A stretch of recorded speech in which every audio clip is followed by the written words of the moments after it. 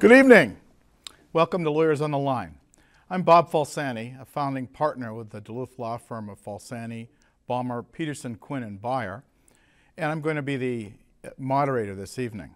Tonight's topic is auto injury claims. Motor vehicle crashes are a leading cause of injury and death in our society. Everyone needs to know about their obligations and rights about car accidents, car crashes, and tonight we'll be delving into that. We have a terrific panel. My long-term partner, Jim Ballmer, from our law firm, is one of the panelists. Brian McCarthy, who is a frequent foe of ours and is one of the leading insurance defense lawyers in the state of Minnesota, is here, and he'll do a terrific job, and I'm sure he'll disagree with us in about 2/3 of the questions. And then another partner of mine, Eric Beyer, is our other panelist. So to start out here, Jim, Brian, Eric, you'll be taking these questions about auto collisions from the audience. But to start with, the questions will be addressed to 218-788-2844. And long distance, you can call toll-free at 1-877-307-8762. Now, to start out here, let's give a little practical advice. Somebody, very close to you, relative, whatever, terrible accident, you get a call. Is there some practical advice as human beings, not as lawyers, just family member, whatever, to you? What should you do or could you do to help out? Well, why don't I start? If somebody in my family called me having been in a serious car crash and sustaining injury, the first thing I would tell them is make sure they get all the medical care that they need. When they are injured, sometimes people, in fact, it's very common, the first thing that you hear when somebody's in a car crash is I turn to the people in the car with me, ask them, are you okay? Everybody always says yes for some reason, even if they've been all smashed up. People need to recognize that they may have been injured. They need to be checked over very thoroughly by qualified medical personnel. The automobile insurance policy that they have will cover all of their medical care up to $20,000. And regardless of how serious the injuries are, that will usually take care of at least the initial expense associated with the injury sustained in a car crash. First advice I always give then is make sure you get qualified medical attention for every injury you sustained in the crash. Brian, what are your thoughts? Well, I think it's important that you, obviously what Jim said about the medical is very important, and it's also a person has, through their insurance coverage, has wage loss benefits. So, if they're out of work during the time period that they're in the hospital or receiving treatment or what have you, the insurance coverage does provide wage loss benefits up to a maximum limit on a weekly basis of 85% of their wages, up to $250 a week. And then you also have what they call replacement services, which are benefits that if a family member is assisting you doing things that you would otherwise be doing or helping you, you can put in a claim for what is called replacement services. And I guess the practical advice that I would have for anyone in an automobile accident is to document. I think it's important that you notify your insurance company right away. You make sure that whatever documentation with regard to the police, you make sure that that's accurate and complete. And that if there's any pictures, we live in a new society where pictures are as far as our telephones, and so if family members can take pictures or whatever, preserve what the situation was, because in Minnesota you have 6 years to bring a claim, and so what occurs farther down the road after 6 years, if you have something to go back and say, this is what was going on at the time that this occurred, and I've got a photo or what have you to document what the situation was at the time that the accident occurred. So those would be my initial thoughts. Eric, what would you Real say? briefly, I agree with everybody, with what everybody said. First of all, if I happen to get a call before a police officer is called, I say you should call a police officer. You should go get medical care, those kind of things. Take pictures if you can, document everything that you can. And one thing that happens now is there are a certain generation that feels compelled to share every aspect of their life with the world. Don't post anything about this on social media. Don't put it on Facebook, don't put it on Twitter, because that creates a trail of things that you'll have to explain to later, and you're not in a position to be explaining or thinking about the consequence of what you say at one specific moment in time, 2 or 3 years down the road. Just retreat from social media. That would be my advice. Now, have any of you run into the use of video adjacent to the accident scene? You know, like in the Boston Marathon situation? I had a video where a client of mine was in a motor vehicle crash. It was a he said, she said, or so it appeared based upon what the police officer said. My client actually went to the next door gas station, got the surveillance video, and proved that it was exactly how she said it. So there's video everywhere. Right. Yeah. And so would that be something that family members might look into? Certainly. If the police don't happen to be on top of that? Yeah, it's very surprising. I've had a number of cases with that exact situation where, the most recent one I had was up on Highway 61, and a bar actually had some surveillance and picked up the whole accident as it occurred in front of it, out on the actual highway. So it's pretty, the fact that they had that on their surveillance cameras took everyone by surprise. Probably showed that our client was in the right then and your insurance company client was in the wrong. Without a doubt. Yeah. There's one other piece of electronic evidence a lot of people may not know about. Every vehicle on the roadway today is equipped with airbags. Almost all airbag deployment systems have an event data recorder inside them that will record the speed of your vehicle within a certain short period of time before the airbags deployed. And if you claim that you were going within the speed limit, keep track of your vehicle after it's taken from the scene so that your insurance company or legal representatives, as the case may be, can download the event data recorder information and prove you were traveling within the speed limit. And that's the black box then? The little black box, just like in an airplane. Okay. Yeah, that's a very good point by Jim. Is a lot of times, I guess the only thing I would expand upon is that black box does have information as far as your braking, not just your speed, but what your speed was, the 5 seconds before, and what type of braking was taking place.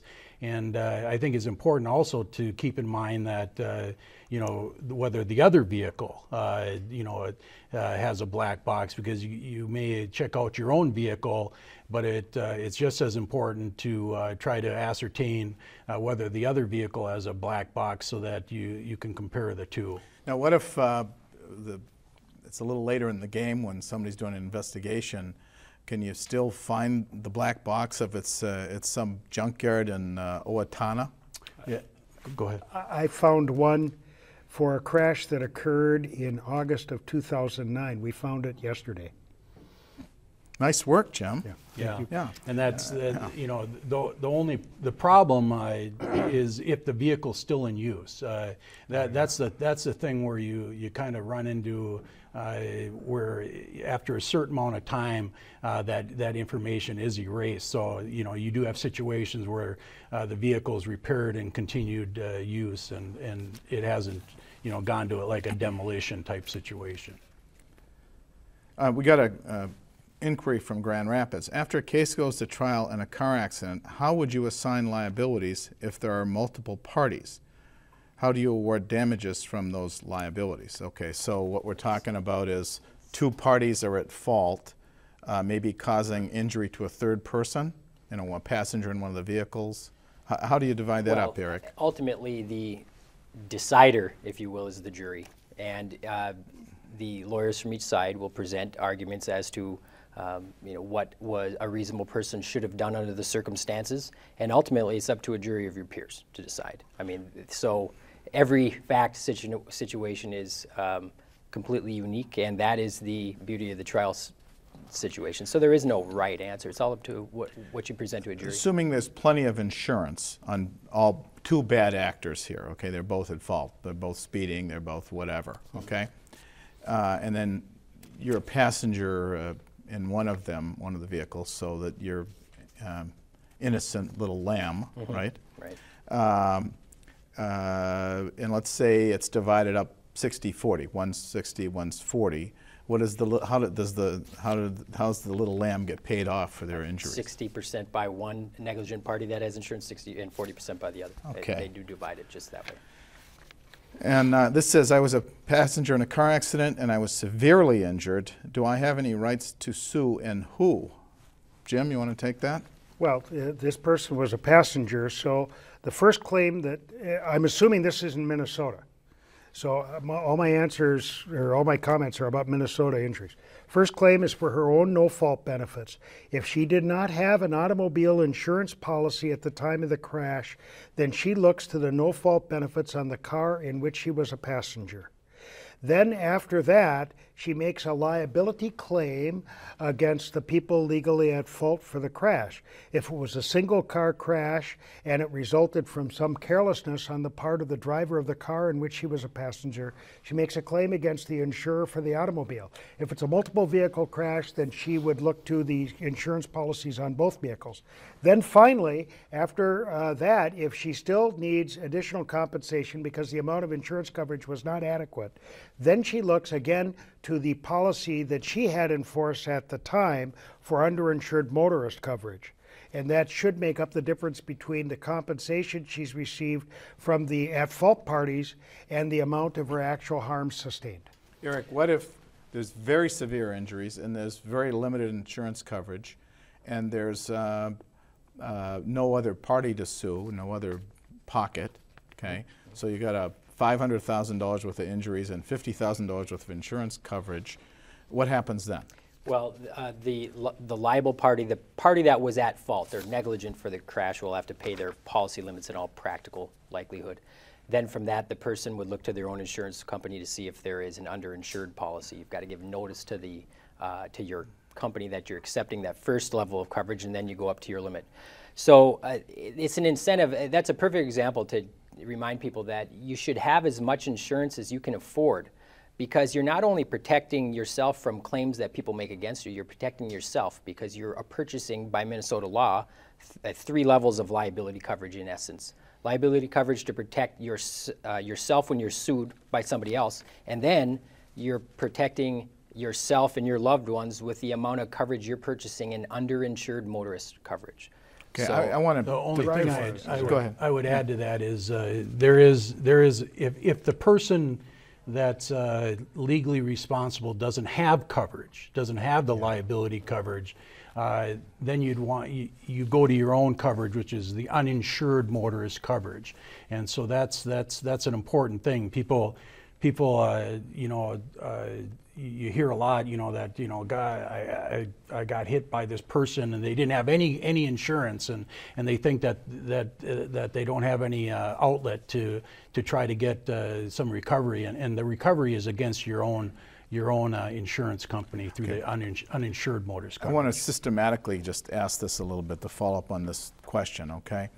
So you're advising somebody in terms of purchasing insurance, okay? This is, these are your options. Well, first of all, there's no fault, right? Yes. Okay, and we talked about that before, and that's $20,000 of medical basics and $20,000 of wage loss, but $250 a week max, right? Yes, but you can purchase additional amounts of no-fault coverage if you wish. Okay, so that's good advice to the public. Oh, right? yes. Yeah. And then in the same policy, you have uninsured motorist coverage, right? That's correct. So the person that is at fault has no coverage, no money, no nothing, right? Blood out of a stone. Yeah. You still can recover against your own insurance company over and above no fault based on uninsured. Right. Okay. Then what is underinsured, Eric? Underinsured is it covers you for those that might cause injury to you that do not have enough coverage to compensate you for your injuries.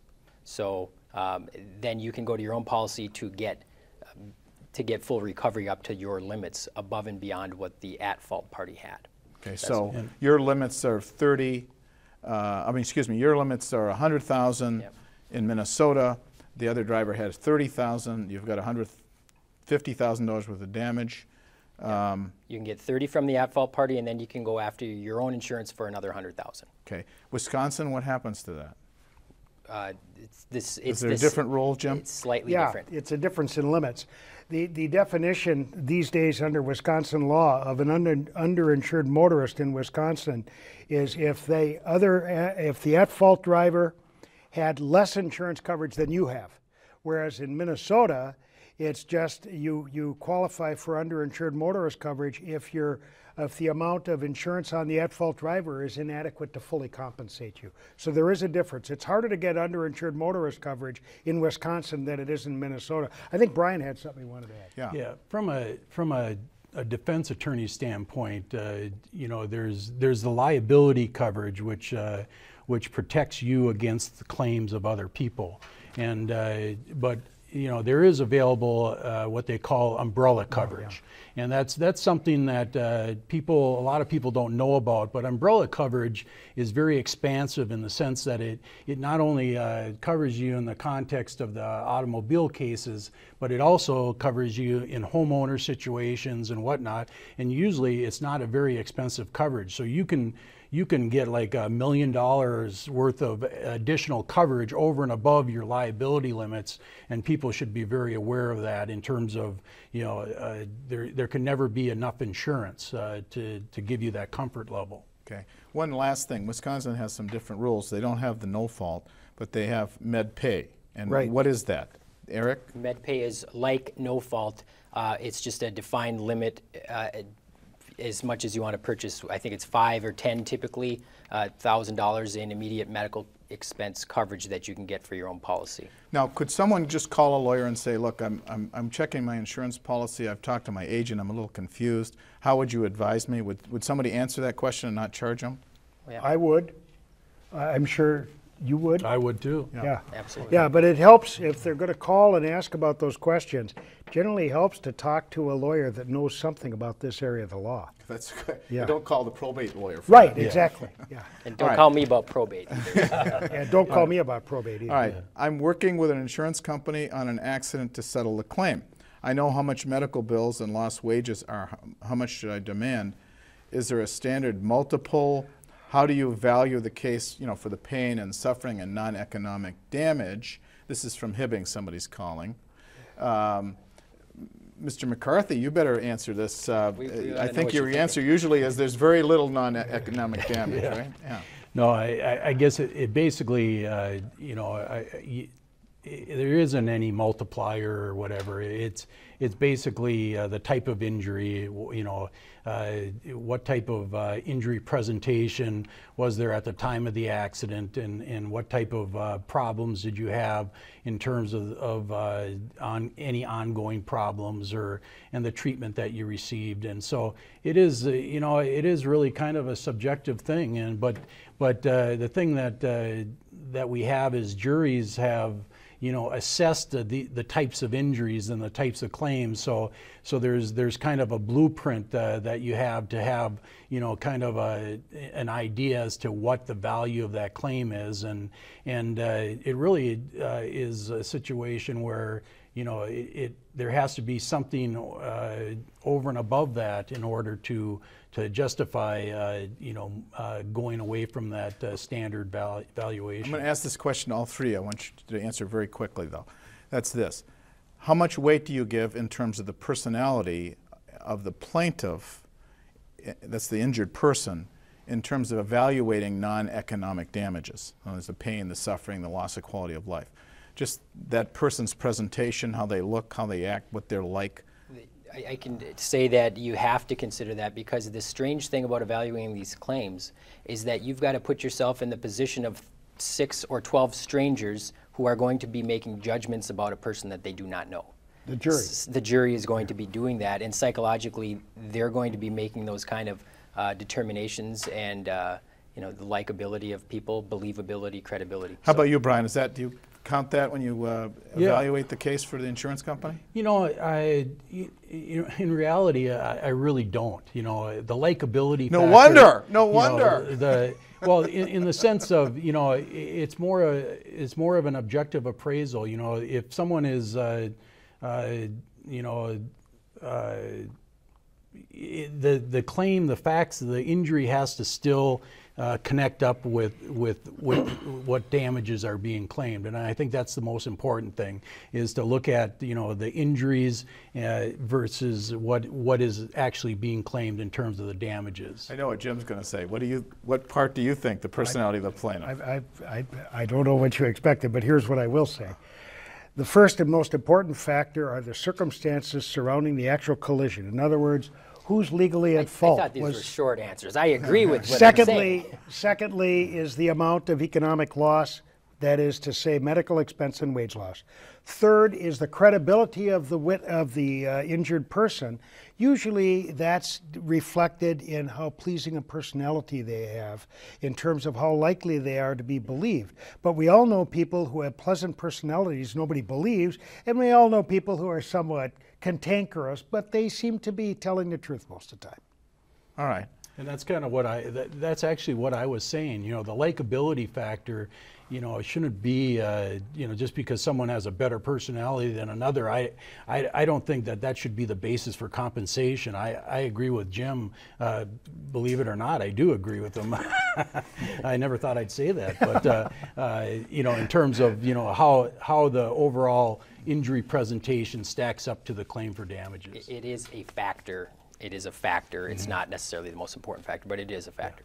So. Yeah, you're not going to get $1 million on a broken finger because you've got a great plaintiff, right? Exactly. But if you've got a case that might be worth between $100,000 and $300,000, somewhere in that range, how much does the personality play then, or the person's whole presentation? Perfect example. My first jury trial, I had Snow White as a plaintiff. I mean, she was just I mean, everybody just wanted to give her a hug, and they gave her a fantastic jury verdict that, you know, was justified, but frankly would never come close in terms of just settling for that kind of amount. What about a bad plaintiff? I suppose I was the big bad wolf. No, you weren't. No. What about a bad plaintiff? You know, one of these people that everybody hates. Okay, you must downwardly evaluate that, don't you? Well, you know, I really don't, you know, I really don't feel as though I do. You know, if obviously someone I feel is going to be terrible in front of a jury or whatever, but in terms of the settlement value, I really don't think that should play that much of a factor in it, because, you know, their claim is what their claim is worth. You know, and if you try the case, then that's really kind of up to the jury to decide at that point. All right. This is from Cromwell. And this is kind of interesting. We get from two different perspectives. One is, in terms of liability, the at-fault party is driving somebody else's car. Okay, whose insurance company is first in line? The cars. Yeah. Okay. And then the person's own insurance company comes in as excess? That's correct. All right. So, example, you have a $50,000 policy yourself. You drive somebody else's vehicle, and they have a $50,000 liability policy. There's $100,000 to pay off to the injured party. That's right? correct. Yeah. Okay. All right. Great question. Yeah, that is. That's a really good question. All right. Assuming that person had permission to drive the other car. Yeah. That's right. I want to ask about dangerous things now that are current. Drunk driving. Is there more or less drunk driving than there used to be, Jim? I think there's less. That's my impression. It certainly has not vanished, but I think there's less than formerly was the case. People are more careful about how much they drink before they drive than formerly. What do you think, Brian? I agree. I agree with Jim. I think clearly the drunk driving just has gone down drastically in the last 10 years. Okay. Then on the upswing, how about texting, Eric? You know, there are studies out there right now that say that the level of impairment of a person texting meets or exceeds the level of somebody who is legally intoxicated. They've done a lot of, because you're completely taking your attention away from what you're doing. Texting is just horrible. Don't do it. Just put the phone down. It can wait, really. If talking on the phone isn't much better than texting. And that's a fact, because you're not paying attention and you're driving a very large vehicle. And you know, for all you parents out there, and your children are in the car, you're teaching a generation in your car that are going to grow up and thinking it's okay to text because texting is everywhere. Just put the phone down. How about eating in the car, Jim? I think there's as much of that now as there ever was. I don't think that's gone away. And again, I think that eating is very distracting from paying attention. People, because everybody's got a car, you think that driving a car is safe. It's a consumer good like a toaster. Well, it ain't a toaster. That's all I got to say on that. Okay. It ain't a toaster. Are there more or less lawsuits, you know, than there used to be? Today, I was at a seminar, and the judge that does all the civil trial scheduling in Duluth said that last year in the Duluth County Courthouse, 30,000 matters were filed. Of that, he prepared 200 civil cases of all kinds, including automobile, construction disputes, for trials, and of those, only 12 were tried. I think there are far fewer these days than there used to be. Brian? I think so. I think because there's... We've got to cut off here. Okay, there's different outlets now through All right. mediation and whatnot. Oh, That's yeah. all we have time for tonight. I want to let you know that you can have your questions on tonight's topic or any legal topic answered every Wednesday at noon at the St. Louis County Courthouse through the Volunteer Attorney Program's Ask an Attorney service. Call at 723-4005 to make an appointment. You'll get a 10 or 20-minute one-on-one with a local volunteer lawyer who'll be able to answer questions and lead you in the right path to find additional legal help. This program is free and available to the public regardless of need. You can watch tonight's program again if you're just dying to see us again at WCSE.org or at the Falsani, Bummer, Peterson, Quinn, and Beyer website. Please join us next week when we answer your questions about what is next week? I don't have it in front of me. Yeah. Okay. Right? Anyway, that's it for our panelists tonight on auto accident law, and I'm Bob Falsani, and good night to all.